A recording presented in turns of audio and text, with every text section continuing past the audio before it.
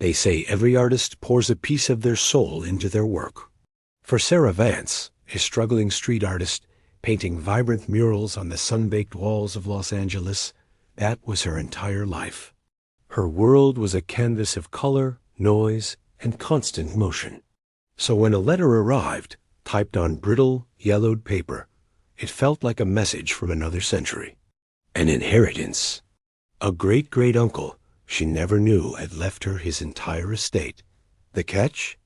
The estate was a single, sprawling Victorian mansion in a place called Bodie, California. Sarah had never heard of Bodie, but a quick search revealed it wasn't just a town. It was a ghost town. A perfectly preserved relic of the gold rush, frozen in a state of arrested decay. The idea was bizarre, almost poetic. Trading the concrete jungle for a literal ghost town? For an artist seeking inspiration, it was too strange to ignore. So, with her art supplies packed and her beat-up car groaning under the weight, she left the endless hum of L.A. behind and drove towards the desolate, windswept hills of the Sierra Nevada. Arriving in Bodie was like stepping through a crack in time. The air was thin and sharp, carrying the scent of dust and dry wood. The silence was immense, broken only by the mournful whistle of wind through shattered window panes. And there it was, perched on a hill overlooking the skeletal remains of the town. Her inheritance. The mansion was a Gothic nightmare, a collapsing monument of peeling paint, boarded-up windows, and a sagging porch that looked like a crooked grin. It was bigger and more intimidating than any photograph could capture. Taking a deep breath, Sarah pushed open the heavy oak door. It groaned in protest, releasing a cloud of dust motes that danced in the slivers of light piercing the gloom. Inside, the air was heavy and still. Furniture lay shrouded in white sheets, like pale ghosts in the cavernous rooms. The silence in here was different. It was a watchful silence, a heavy presence that seemed to press in from all sides. As she explored, her footsteps echoing on the dusty floorboards, she noticed something odd. A faint, almost imperceptible sound. A soft, rhythmic clicking, a low, distant grinding. It seemed to be coming from inside the walls themselves. She ran her hand along the faded, floral wallpaper and felt a subtle vibration beneath her fingertips. Curiosity overriding her unease, she followed the sound down a long, dark hallway. A section of the wall looked different, the pattern slightly misaligned.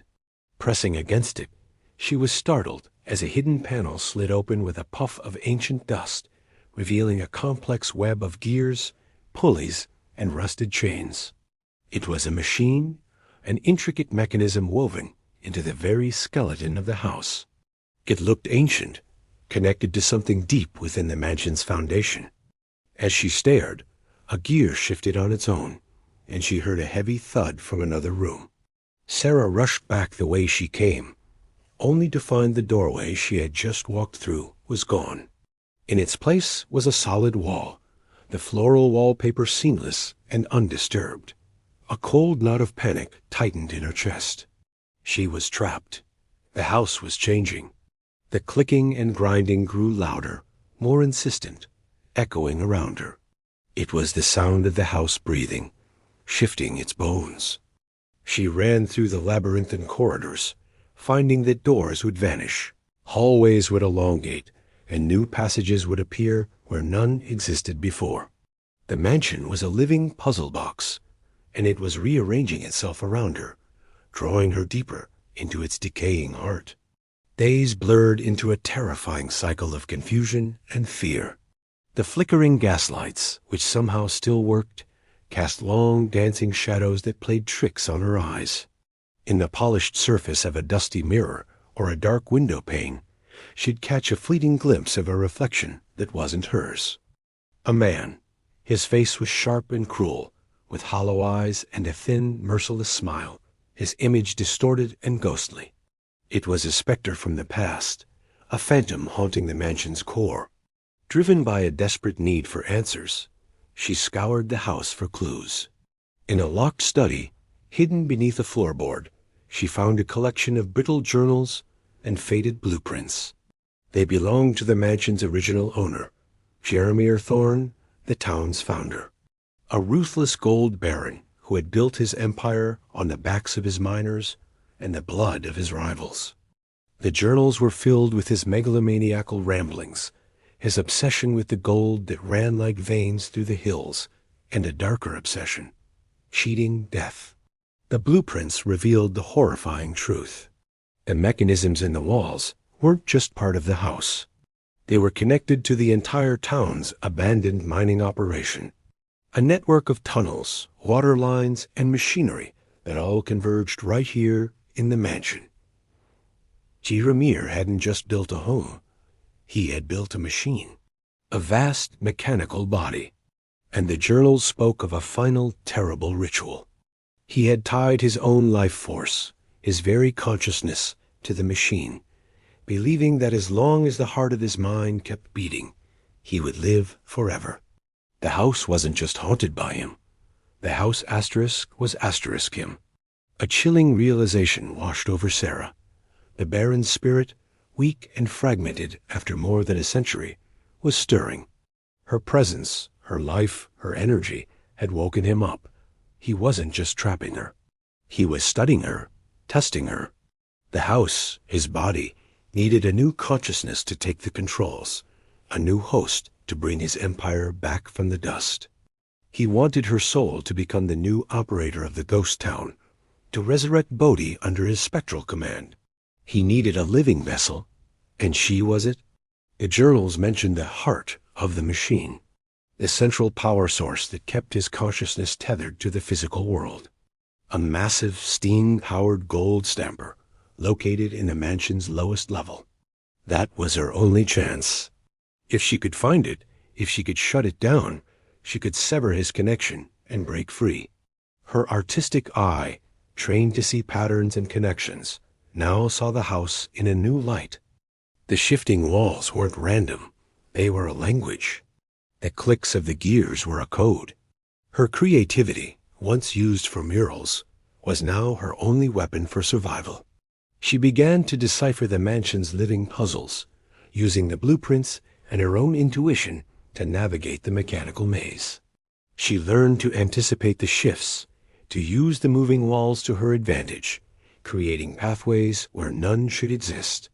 Following the thickest arteries of pipes and cables shown on the blueprints, she descended deeper into the mansion's gut. The air grew colder, thick with the smell of damp earth and cold metal. The grinding of machinery was deafening now, a constant, thunderous roar that shook the very foundations. Finally, she broke through a crumbling brick wall into a vast, cavernous chamber. Dust hung so thick in the air, it was like a physical fog. And there, in the center of the cavern, was the heart. A colossal gold stamper, a 10-ton beast of iron and steel, stood silent but imposing. As her eyes adjusted to the gloom, a figure began to coalesce from the swirling dust and shadows. It was him, the Baron, Jeremier Thorne. His spectral form was fully manifest now, no longer a fleeting reflection, but a solid, terrifying presence. His voice was like grinding stone, echoing in her mind. He taunted her, gloating that she had led herself right to the altar of her own demise. As he reached for her, his ghostly hands passing through her like ice, the gold stamper roared to life. The massive iron stamps began to rise and fall with bone-shattering force, pounding the stone floor, the entire cavern shaking violently. The machine was trying to kill her, to crush her before she could interfere. But Sarah had studied the blueprints. She saw it the network of old, high-pressure water lines that once fed the stamper's steam engine. Using her knowledge of the house's shifting mechanics, she found a series of rusted levers and wheels nearby. As the Baron's essence tried to force its way into her mind, to possess her completely, she threw all her weight against a massive iron wheel. With a shriek of protesting metal, she rerouted the main water line, diverting the powerful flow directly into the stamper's primitive electrical conduits. Water and electricity met in a catastrophic explosion of sparks and steam. The lights flickered and died, plunging the cavern into absolute darkness.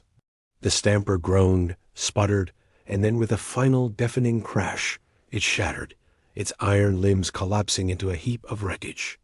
The basement began to flood with the redirected water. Most importantly, the deafening mechanical heartbeat stopped. The Baron screamed, a sound of pure agony, as his form flickered and disintegrated, his hold on the world broken forever. The entire mansion groaned around her, a dying beast. The walls cracked, the ceiling rained down plaster and dust. The rapid decay had begun.